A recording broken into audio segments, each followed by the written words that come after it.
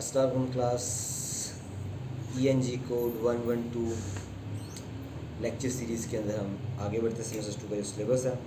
Last time हमने chapter number 18 का एक पोर्शन पढ़ा था। अब चैप्टर नंबर 18 के अंदर से हम एक सेकंड पैराग्राफ पढ़ते हैं, द ओपन जू। इसका टेक्स्ट में रीड करता हूँ। द सिंगापुर जू is a model of the open जू कॉन्सेप्ट.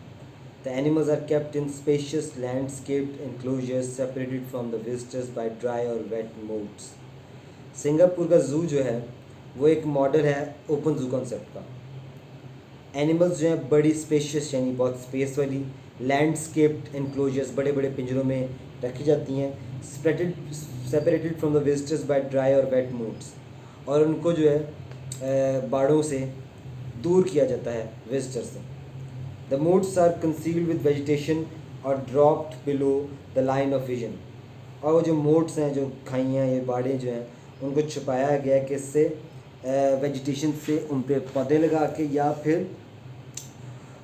उनको जो नज़र में नहीं है वो। In the case of dangerous animals such as leopards and jaguars which can climb very well, most barriers are not used. Most barriers are not used. और वहाँ पे इस तरह के बैरियर्स यूज़ नहीं किए गए जहाँ पे लेपर्ड्स वगैरह रखा गया, जैगवार्स को रखा गया, जो कि क्लाइंब करने की हैसियत रखते हैं। Instead these animals are housed in beautifully landscape glass fronted enclosures, बल्कि इनको अच्छे से लैंडस्केप जिनके अंदर जो है खूबसूरत जो बाड़े वगैरह और पौधे वगैरह लगे हैं, लैंडस्केप्स हैं, उनके अंदर रखा गया है। ठीक है, ग्लास फ्रंट के साथ, सामने शीशे का फ्रंट है। Oppressive cages which typify old zoos are absent, और जो वो दबा देने वाले पुराने जो पिंजरे थे उनको ख़त्म कर दिया गया। The end result is a feeling of openness, और आखिर में इसका क्या नतीजा निकलता है, एक खुले माहौल का, जो जंगली माहौल है। सेकंड पैराग्राफ, पहले पैराग्राफ में इंट्रोडक्शन दिया कि ओपन जू होता गया। Psychological restraint is a technique employed by the Singapore zoo to contain animals through the use of token barriers. एक साइकोलॉजिकली तौर पे उनको रिस्ट्रेन किया गया, ज़हनी तौर पे उनको रोका गया, ऐसे बैरियर्स लगाए गए जो सिर्फ टोकन है, सिर्फ दिखने को बैरियर्स हैं, असल में बैरियर्स नहीं है। The animals are kept within their closures by their own natural instinct for defining a territory as their own, और बाय नेचुरल फियर और some element such as water. और वो क्या बैरियर रखें, या तो नदी दरिया बना दिया गया पानी का, नेचुरल बैरियर है जो कि उनको फील भी नहीं होता कि बैरियर है, ठीक है, कि कैद है, और उनको रोके भी रखता है। ठीक है, या फिर उनकी जो नेचुरल टेरिटरीज़ हैं वो बना दी गई हैं जहाँ पे हर एनिमल अपनी अपनी टेरिटरी के अंदर बैठा हुआ है। Third paragraph, a good example in our gibbon exhibit, well known for their acrobatic skills, the gibbons can easily overcome the wet moat by swinging across. और कहता है कि सबसे ज़्यादा अच्छी एग्जाम्पल क्या है, गिबन का जो इंक्लोजर है। गिबन एक बंदरों की फॉर्म है, फैमिली में से। उनके जो है जो बैरियर्स हैं वो वेट मोड के नहीं बनाए गए, trees outside their enclosure, but they do not do so because of their great aversion to the water. अच्छा, उन्होंने उधर जो है ना ऐसे दरख्त लगाए गए जो गीले हैं, क्योंकि गिबन जो हैं वो पानी को पसंद नहीं करते।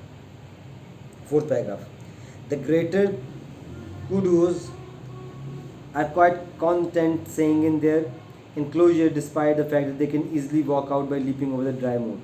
और ये जो कूडूस जीविक जानवर है, बंदरों की फॉर्म है, वो जो है किस तरह रुके गए हैं, इवन दो कि वो आराम से वॉक कर सकते हैं इन ड्राई मोड्स को छलांग मार के।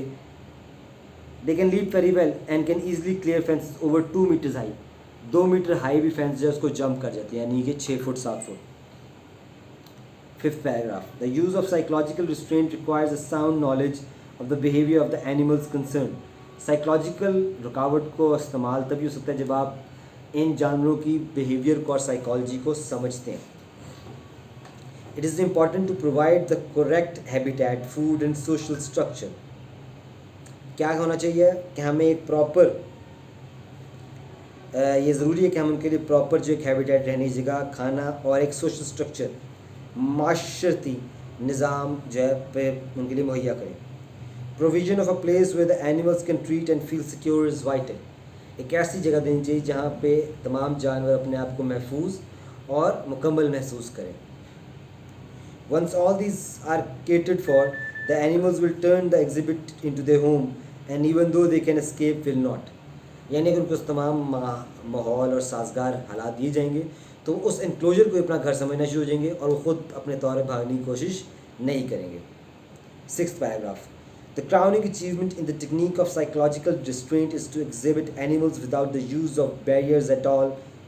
कहता है सबसे ज़्यादा क्राउनिंग अचीवमेंट जो इनके सर पे ताज है, ये जो कामयाबी है कि ऐसी टेक्निक का इस्तेमाल किया जाए साइकोलॉजिकल जिसमें बगैर बैरियर्स के जानवरों को उनकी हदों में महदूद किया जाए।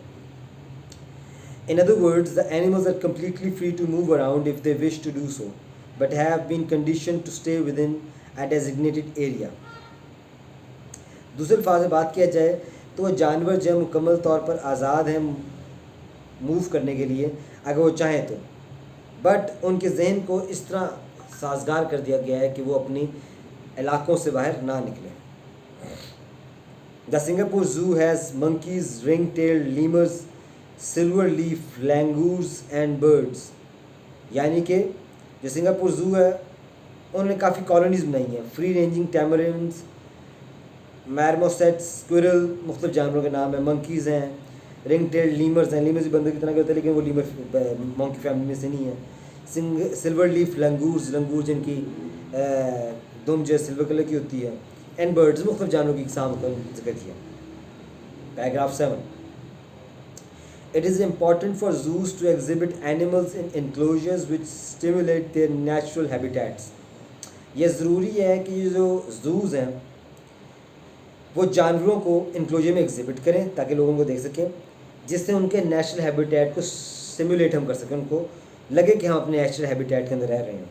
दिस एस्पेक्ट ऑफ जू design is not only important for the well being of the animals, it also helps visitors understand how the animals live in the wild. ये ना सिर्फ जानवरों के लिए ज़रूरी है बल्कि इससे हमें जो एक व्यूअर है उसके लिए भी आसानी होती है, वो समझ सके कि हैबिटेट के अंदर जानवर किस तरह रहते हैं। When constructing a new exhibit, the land has to be first shaped. अगर आपने नया एग्जिबिट बनाना है तो पहले लैंड को शेप करना पड़ेगा उसके मुताबिक। Carefully selected trees, shrubs, creepers, ferns and grass are used to simulate the environment. अगर आपने वही environment को simulate करना है, उसी का नक्शा बनाना है, तो वही दरख्त, वही जड़ी बूटियाँ, वही पौधे, वही घास, वही बाड़ें और वही बुशेस जो हैं उनका इस्तेमाल करना पड़ेगा। Rocks, logs and the elements of water are essential for effects in aesthetics. वही फिर पत्थर, लकड़ी के टुकड़े और पानी के जो एलिमेंट है ये सब कुछ ज़रूरी हैं ज़्यादा फील देने के लिए और उसको ज़्यादा खूबसूरत बनाने के लिए। Paragraph 9. In a humid tropical environment like Singapore, Singapore जैसी जो environment जो कि humid tropical है जहाँ पे नमी बहुत है, it is wise to use non-corrosive materials. बेहतर यही कि ऐसा मटेरियल इस्तेमाल किया जाए कि जो corrosive ना हो, जो आराम से घुल ना जाता हो, जो आराम से जिस पे असर ना होता हो केमिकल्स का। ग्लास फाइबर reinforced concrete और spray concrete are often employed to replace earth banks, cliffs and rocky escarpments which form part of the natural landscape of some animals.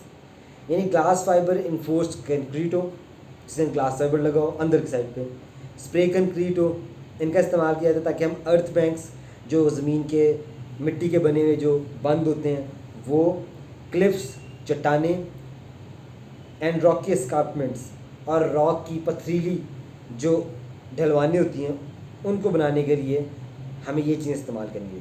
Stainless steel mesh, wire strands, aluminium alloys and glass can also be use to good effect. Stainless steel, aluminium, glass, fibre glass इनका भी इस्तेमाल किया जा सकता है अगर इनका इस्तेमाल सही तरीके से किया जाए। The choice of color of these materials and how they are erected can make them blend in very well with the rest of the landscaping.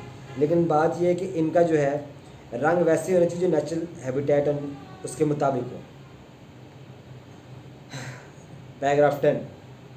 At the Singapore Zoo, the orange utans and the Malayan sunbears have to work hard for honey or condensed milk by fiddling with hanging feeders from which the goodies are dispensed.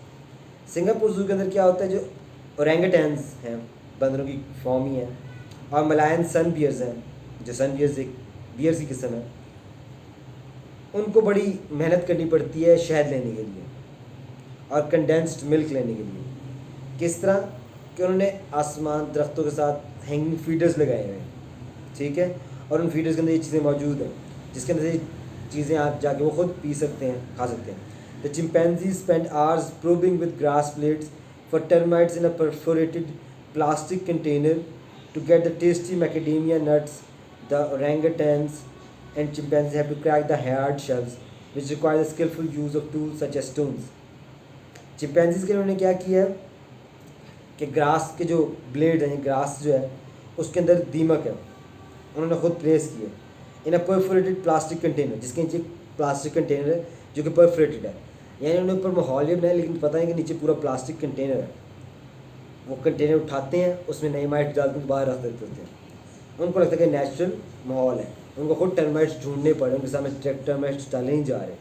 ठीक है, उनको मेहनत करनी पड़ी लेकिन उनके लिए पूरी प्लेसिंग खाने की हर तरह से मौजूद है.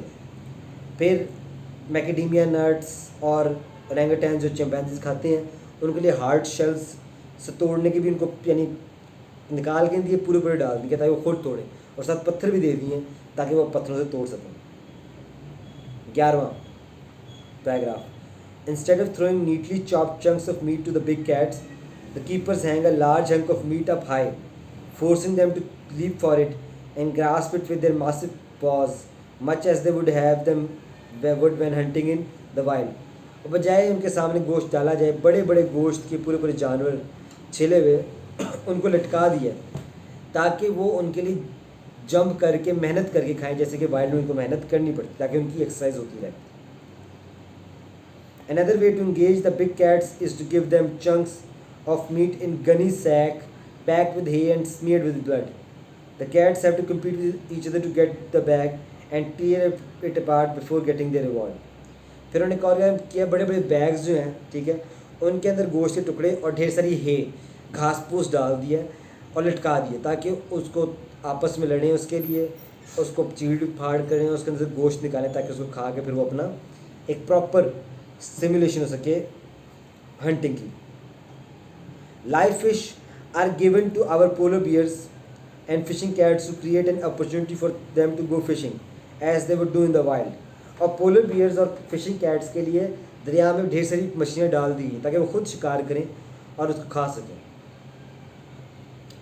Paragraph 13. Another enrichment technique is to suddenly change the features of an animal's enclosure. This adds zest to the animal's life as it tries to figure out what has happened and to reclaim the enclosure as its territory. कभी कभी एकदम से बहुत कुछ change कर दिया जाता है टेरिटरी के अंदर ताकि उनकी ज़िंदगी में एक जेस्ट आए, एक ज़िंदगी में नया इंटरेस्टिंग चीज़ आए कि हुआ क्या, वो उसको ढूंढने की कोशिश करें, फाइंड करने की कोशिश करें और दोबारा उस जगह से यूज टू हो जाए. Paragraph 14. With many species, especially the mammals, play is serious business. काफ़ी जानवरों में, ख़ासतौर पे मैमल्स में, खेलना एक बड़ी इंपॉर्टेंट चीज़ है. It is vital to ensure a good state of mental health in animals. इससे मेंटल हेल्थ जो है वो बेहतर करने का ये एक बेहतरीन तरीका है. ठीक है. Toys given can be in the form of traffic cones for the polar bears, tree root balls for the elephants and rattan baskets for the orangutans. यानी उन्होंने क्या किया है, किस तरह के तोहफे दिए हैं उनकी मेंटल हेल्थ के लिए. ट्रैफिक कोन्स दिए पोलर बियर्स को, ट्री रूट के जो बॉल्स बनाए हुए हैं वो दिए एलिफेंट्स को कि वो उनसे खेलें. ठीक है. और रटान बास्केट्स, रटान एक कपड़े की फॉर्म होती है, बोरी टाइप समझ लो, उसकी बास्केट जो है वो बनाई है ओरेंगुटान के लिए, यानी सारे बड़े बड़े जो होते हैं उसमें जाके वो लेट सकते जाके. Zoo animals relish the opportunity to get out of their enclosures for a change, and our animals shows at both the day zoo and night safari provide one such opportunity.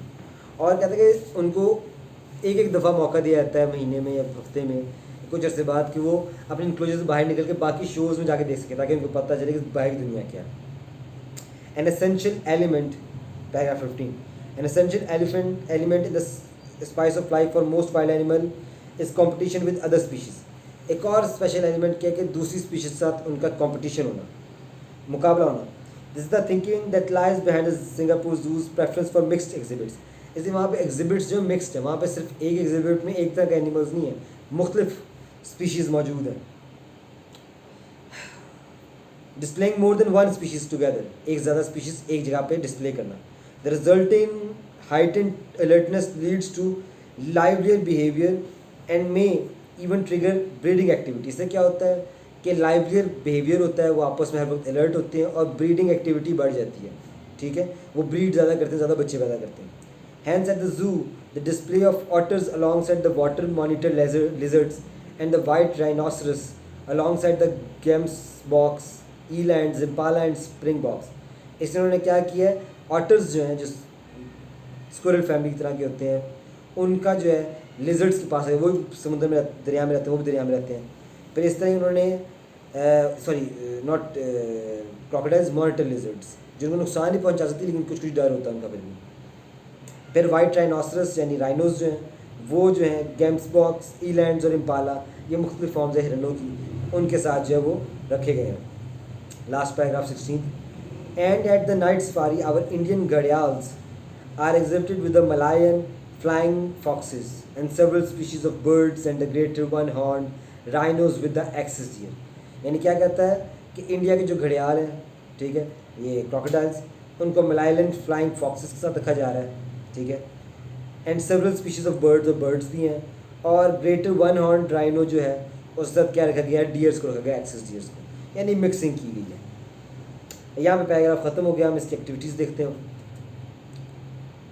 Paragraph 1 to 3 में activity 18.3, paragraph 1 to 3 के अंदर से ये question देने हैं। Explain the open जू concept in your own words, अपने अल्फाज में इसको बयान करें। ओपन जू कॉन्सेप्ट क्या है, जहाँ पे बाउंड्रीज नहीं है, एनिमल्स खुलेआम फिरते हैं और नेचुरल हैबिटेट का उनको एक सिमुलेशन दी जाती है, ठीक है, मुख्तलिफ स्पीशीज़ भी होती हैं, उनको चैलेंज किया जाता है, ये है ओपन जू concept. What is meant by psychological restraint, ज़हनी तौर पर उनको जिस तरह रोका जाता है उससे मुतल्लिक़ बयान करें। कैसे रोका जाता है कि वो रिस्ट्रेंट बनाए हुए जो कि नेचुरल लग रहे हैं, दरिया वगैरह, ठीक है। फिर जानवरों को ऐसे पुट किया गया कि डर के इससे आगे ना जाए, बाउंड्रीज बना दी हैं। 4 to 3 तक, 13 तक, जो 4 to 13 पैराग्राफ से ये सवालों में जवाब देने। Why is it important for zoos to exhibit animals in closures which simulate their natural habitats. ये इंपॉर्टेंट इसलिए है जानवरों के लिए भी और इंसानों के लिए भी। जानवरों के लिए इसलिए उनकी ग्रोथ ज़्यादा होगी और उनकी कंजर्वेशन होगी, और एनिमल्स और इंसानों के लिए इसलिए क्योंकि वो जो सही मायने में जान सकेंगे कि इंसान हैबिटेट में किस तरह रहते हैं। 4th question, explain the 3 principal ways in which the Singapore zoo keeps the animal in good mental health. 3 methods क्या हैं जिनसे उनकी जानवरों की हेल्थ गुड रहती है। एक तो ये कि उनको टॉयज़ प्रोवाइड किए जाते हैं, ठीक है। दूसरा ये कि उनको स्ट्रगल फूड के लिए जो वो प्रोवाइड की जाती है कि वो फूड के लिए स्ट्रगल करें, ठीक है। और तीसरा ये कि उनको कभी कभी बाहर लेके जाया जाता है शोज़ में ताकि उनकी जो मेंटल ग्रोथ हो सके।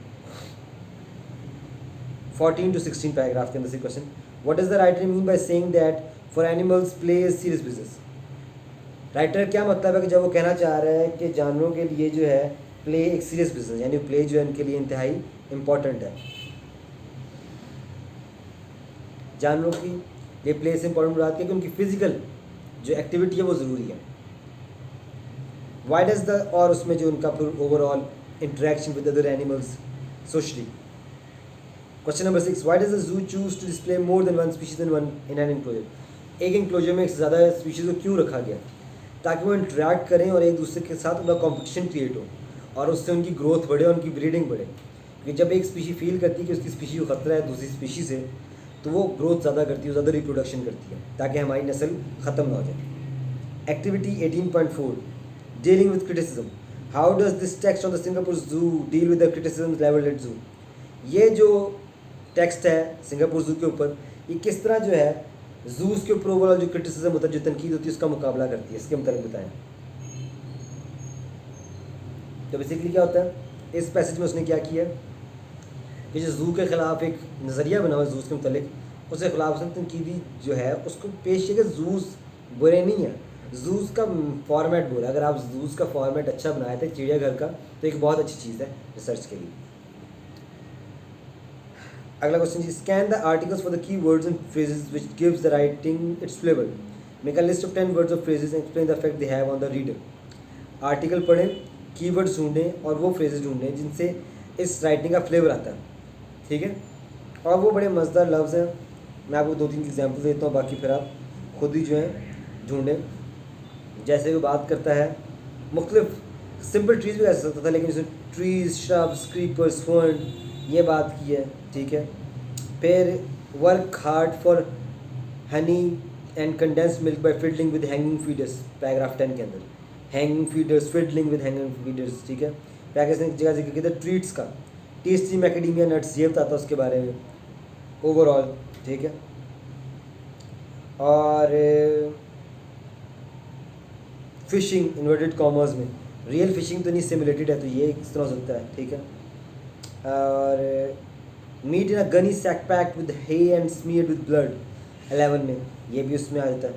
ऐसे लफ्ज़, ऐसे फ्रेजेस जो कि पूरा ओवरऑल एक मंजर कशी कर रहे हैं।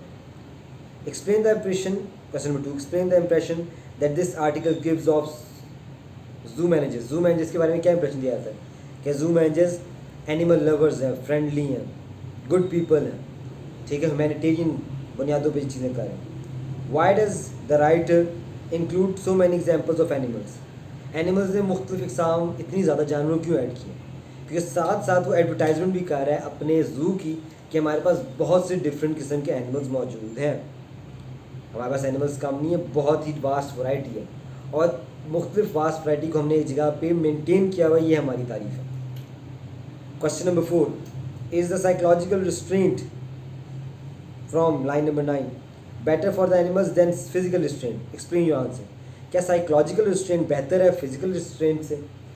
तो आप अपना आंसर एक्सप्लेन करें। हाँ जी, क्योंकि फिजिकल रिस्ट्रेंट में ग्रोथ नहीं होती एनिमल्स की, उन पर जुल्म होता है। On the other hand psychological restraint से उनकी ग्रोथ भी हो रही है, उन पर जुल्म नहीं हो रहा, और उस तरह जो है एक नस्ल भी बढ़ रही है, ठीक है, और इंसानों के लिए भी ये बेहतर अपॉर्चुनिटी है समझने के लिए, हैबिटेट ऑफ एनिमल्स। आखिरी क्वेश्चन है कि इस आर्टिकल ने आपका जूस के मुतालिक जो परसेप्शन है वो किस तरह चेंज किया? तो ये आप अपने वर्ड्स में लिखेंगे कि आपके मुतालिक जू क्या थे और अब जू कितना खूबसूरत उन्होंने मंजर कशी की है। यहाँ पे ये चैप्टर एंड हो गया। चैप्टर नंबर 18 था, यूनिट 18 था, इसकी तमाम हमने एक्टिविटीज़ और एक्सरसाइज भी कर ली हैं, पैसेज मैंने रीड कर दिया है, बनस्बत आसान है, आप इसको देखें, पढ़ें और इन क्वेश्चन को खुद अपने तौर पर आंसर करने की कोशिश करें। अल्लाह हाफ़िज़।